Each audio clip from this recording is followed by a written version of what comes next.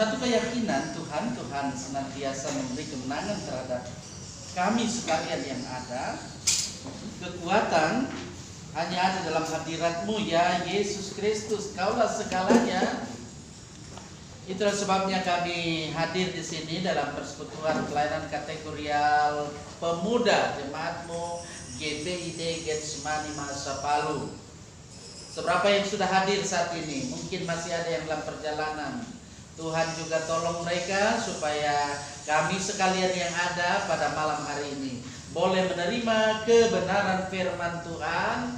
Roh Kudus menerangi hati dan pikiran kami, supaya firman Tuhan boleh kami baca, kami boleh mengerti, untuk kami aplikasikan di sepanjang perjalanan hidup di masa muda ini. Berfirmanlah kepada kami, karena kami menyambut firman Tuhan dengan penuh sukacita. Amin. Mari saya ajak membuka Alkitab dalam Perjanjian Baru. Silakan buka dalam Kisah Para Rasul pasal 4. Kisah Para Rasul pasal 4. Saya akan membacanya mulai ayat 23 hingga ayat 31. Dan adik-adik yang ada silakan untuk mendengar dan menyimak firman Tuhan ini. Firman Tuhan dalam Kisah Para Rasul pasal 4 ayat 23 hingga 31 berkata begini. Sesudah dilepaskan, pergilah Petrus dan Yohanes kepada teman-teman mereka, lalu mereka menceritakan segala sesuatu yang dikatakan imam-imam kepala dan tua-tua kepada mereka. Ketika teman-teman mereka mendengar hal itu, berserulah mereka bersama-sama kepada Allah. Katanya, semua ya ucapkan kalimat ini, pemuda, mulai. Engkaulah yang menjadikan langit dan bumi, laut dan segala isinya.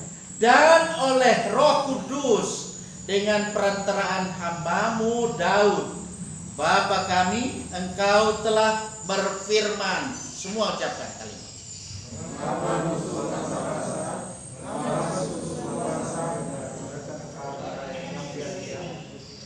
Raja-raja dunia bersiap-siap dan para pembesar berkumpul untuk melawan Tuhan dan yang diurapinya.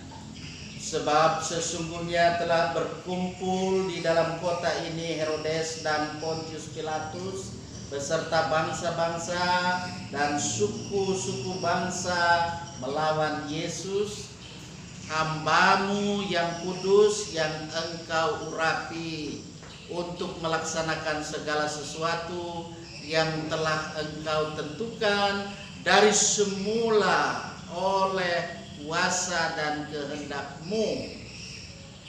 Ayat 29 semua ucapkan, mulai. Dan sekarang ya Tuhan, lihatlah bagaimana mereka mengajar kami, dan berikanlah kepada hamba-Mu untuk memberitakan firman-Mu. Ulurkanlah tangan-Mu untuk menyembuhkan orang, dan adakanlah tanda-tanda dan mujizat-mujizat oleh nama Yesus, hamba-Mu yang kudus. Semua ayat 31 mulai. Dan ketika mereka sedang berdoa, goyahlah tempat mereka berkumpul itu, dan mereka semua penuh dengan Roh Kudus. Lalu mereka memberitakan firman Allah dengan berani.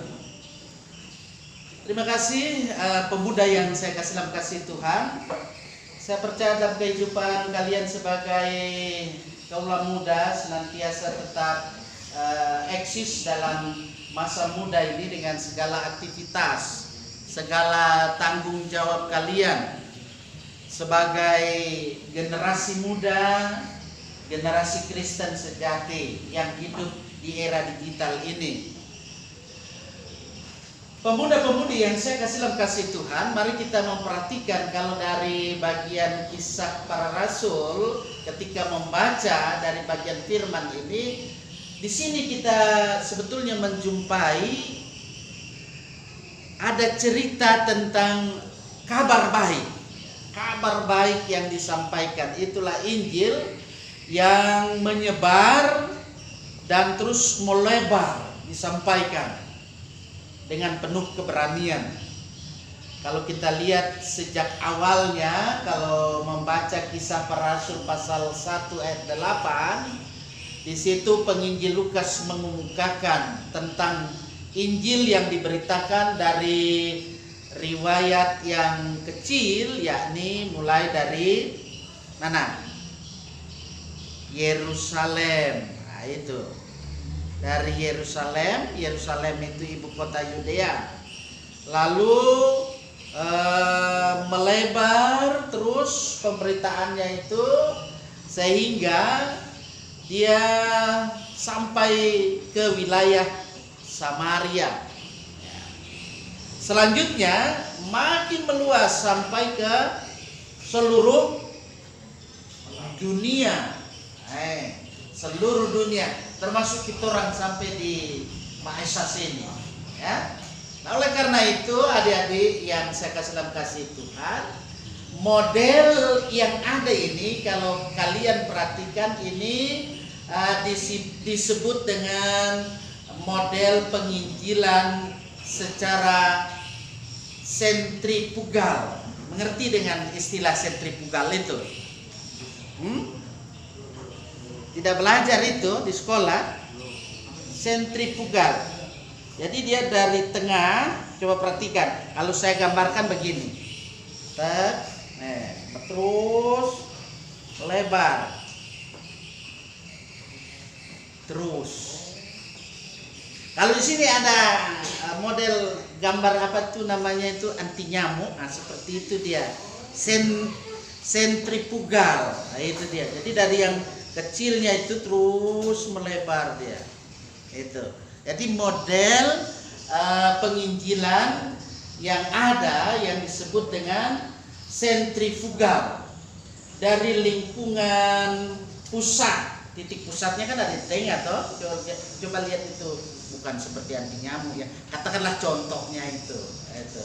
Jadi dari lingkaran sentral pusat dia bergerak melebar terus hingga lingkaran yang luar, yang lebih luas, bahkan hingga menjangkau segala tempat, ya, semua tempat yang ada dijangkau.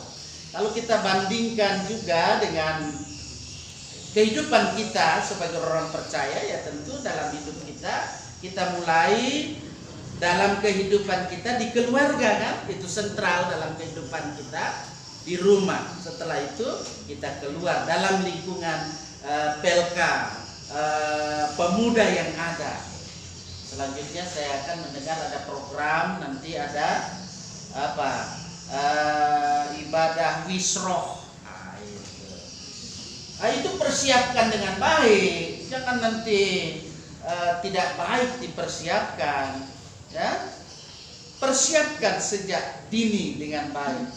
Oleh karena itu, kaulah muda yang saya kasih dalam kasih Tuhan, mari kita perhatikan di perikop yang kita baca tadi. Mari perhatikan Kisah Para Rasul pasal 4 ayat 23 hingga 31.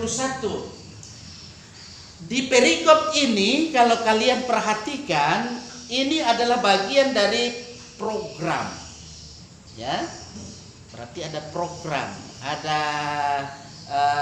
satu kegiatan yang dilakukan lewat penginjilan oleh para rasul, ya. Ini dilakukan dengan jangkauan program. Nah, saya berharap pemuda yang ada di jemaat kita ini punya program, ya. Jangan tiba masa, tiba akal, ya toh?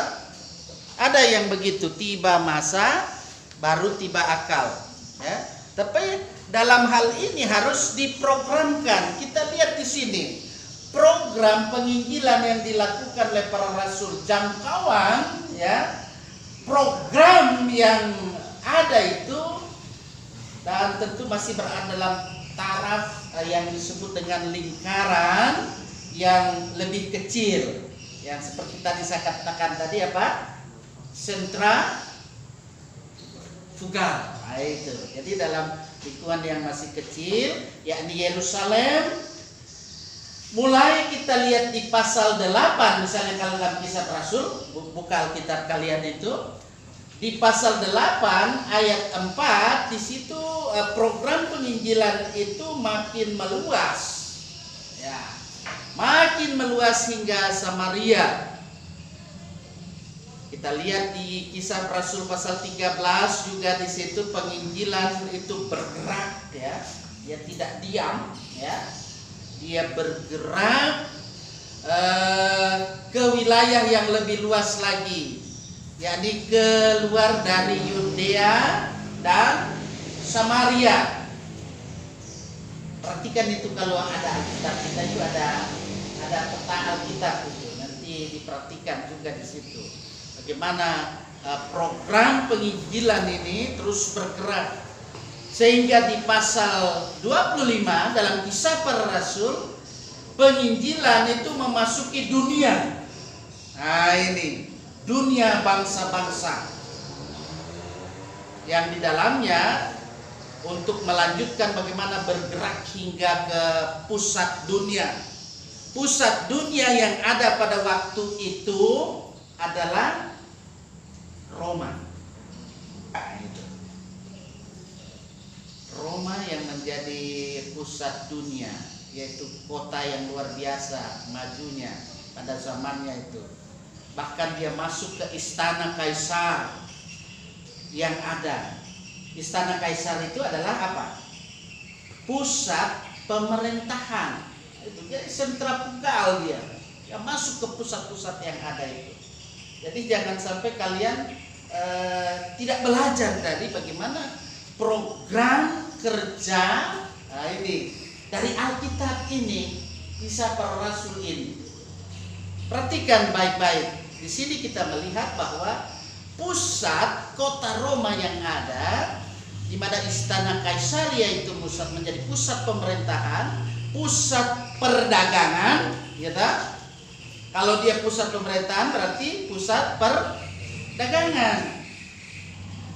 Dan juga menjadi pusat ekonomi yang ada. Dari pusat dunia, dari istana Kaisaria, penginjilan selanjutnya dia tersebar. Ya. Tersebar dan terus menyebar, yang pasti ke seluruh dunia. Betapa kita lihat di sini penginjil Lukas, ya, penginjil Lukas di sini dia begitu cermat. Perhatikan kecermatan yang dimiliki. Kemudian dengan jitu dia mempertanggungjawabkan secara tertulis tentang penginjilan gereja perdana. Nah, ini saya berharap pemuda yang ada di era digital ini harus cermat, harus jitu, ya. Jangan membebek, ya tak? Gimana orang membebek? Ke sana orang berakhlak seperti itu.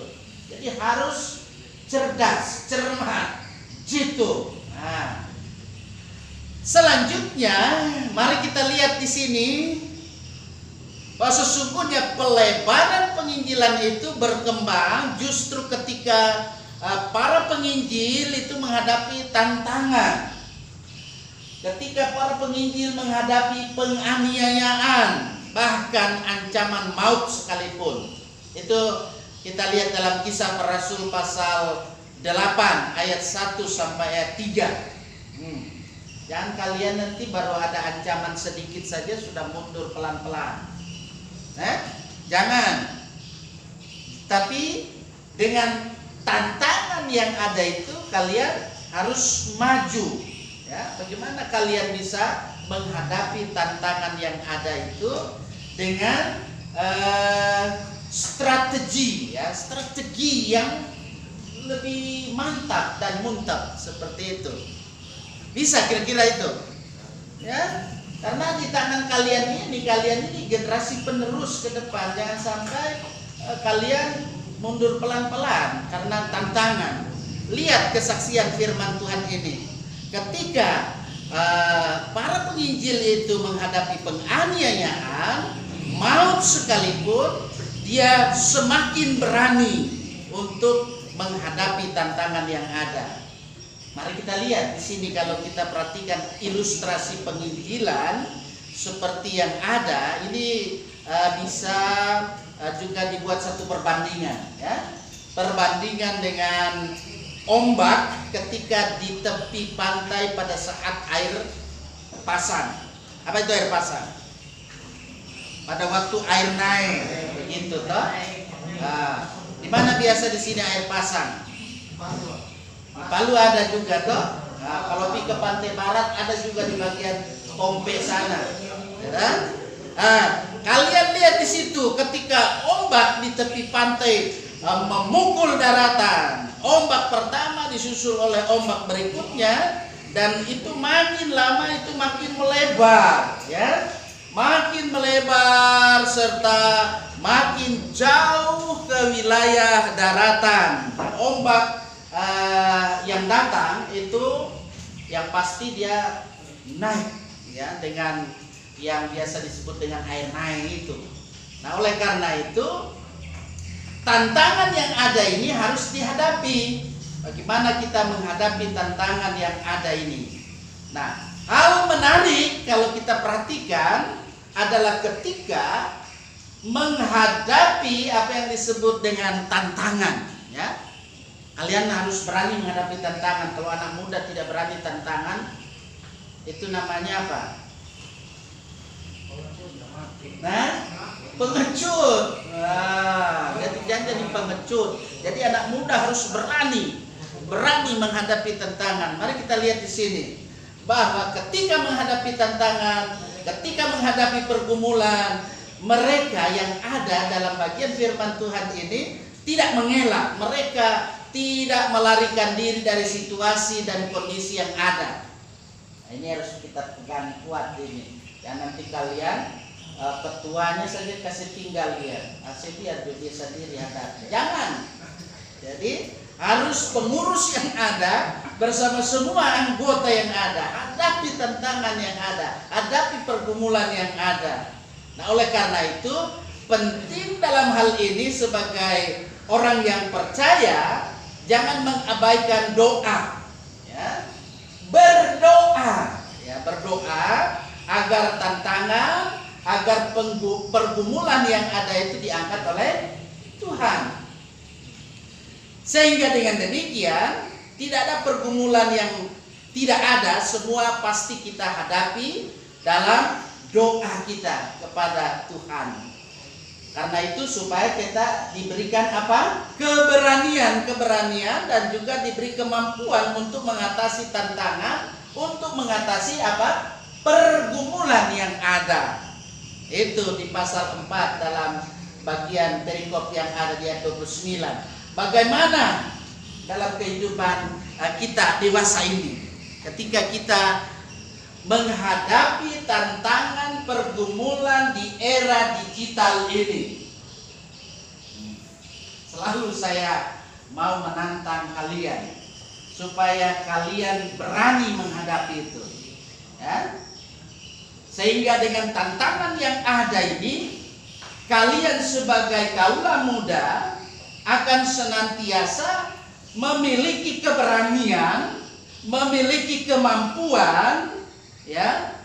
Ketika kemampuan yang ada Tuhan berikan, supaya kita dimampukan menghadapi dan juga kita hadapi tantangan dan pergumulan yang ada itu.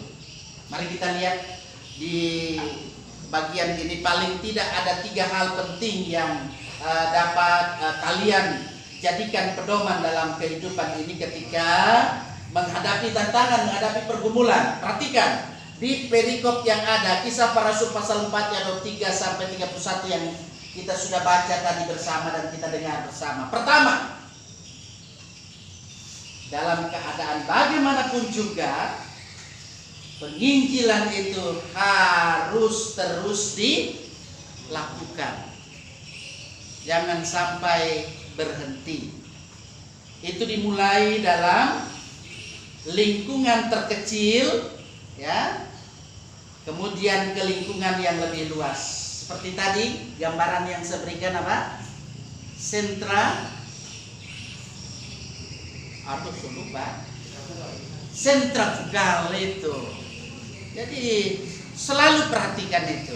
Yang kedua, dari perikop ini kita melihat, kita diberi pedoman supaya kita ketika sering mengalami godaan atau tergoda dalam kehidupan ini melakukan hal-hal yang tidak berkenan kepada Tuhan, kita harus hadapi itu supaya jangan sampai kita tergoda, dan di dalamnya supaya kita tetap berdoa supaya dalam kehidupan kita diberikan hikmat dari Tuhan dan kita dimampukan mengatasi pergumulan hidup ini, tantangan hidup ini.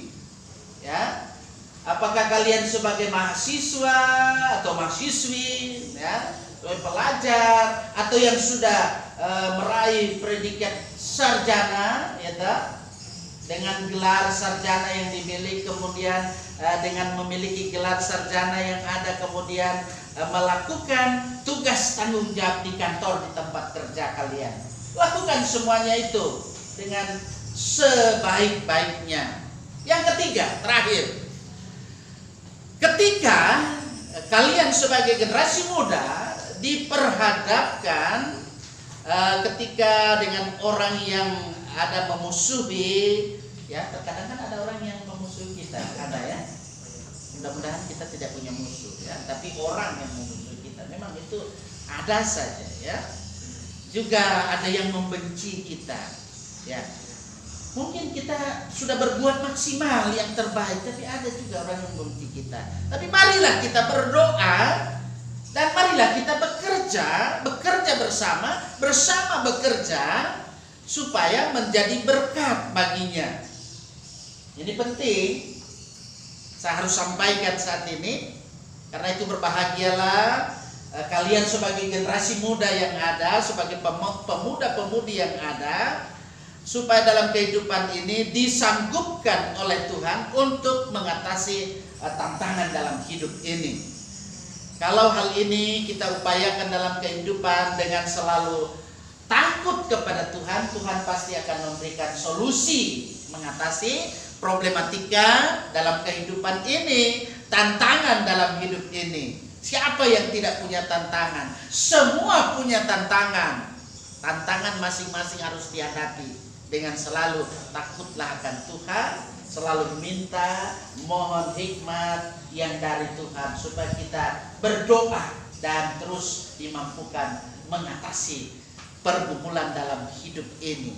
Karena itu kaulah muda yang saya kasih dalam kasih Tuhan, mari dalam kehidupan kita, ya, kalian yang ada, supaya menjadi berkat bagi orang lain, ya, melalui doa dan kerja, ya, melalui doa dan kerja. Itu akan menjadikan kehidupan kalian berarti, supaya dalam hidup ini kita terus mengupayakan bagaimana kita terus bersinar menjadi berkat. Kehadiran kalian sebagai kaula muda, sebagai generasi Kristen sejati, kalian harus selalu membawa damai. Selalu itu saya ingatkan, membawa damai, membawa kasih, membawa sukacita, membawa kesejukan, membawa ketenteraman, membawa semangat. Jangan loyo, ya. Membawa semangat dan selalu menunjukkan bahwa kalian boleh dipakai oleh Tuhan menjadi berkat. Amin. Mari dalam kehidupan ini sebagai kaula muda kalian akan senantiasa mau mewujudkan ini dalam kehidupan kalian, apapun profesi kalian, talenta kalian, ya. Hendaklah kalian senantiasa mau mewujud nyatakan karena Tuhan Yesus yang memberkati kehidupan kita. Karena itu terpujilah nama Tuhan. Haleluya. Katakan amin. Baik, mari kita akan bersama-sama merespon segala berkat Tuhan, ya, dengan kita akan memberikan persembahan, ya. Kita akan memberi persembahan kepada Tuhan. Berilah dengan sukacita, karena Tuhan memberkati setiap orang yang memberi dengan sukacita hatinya.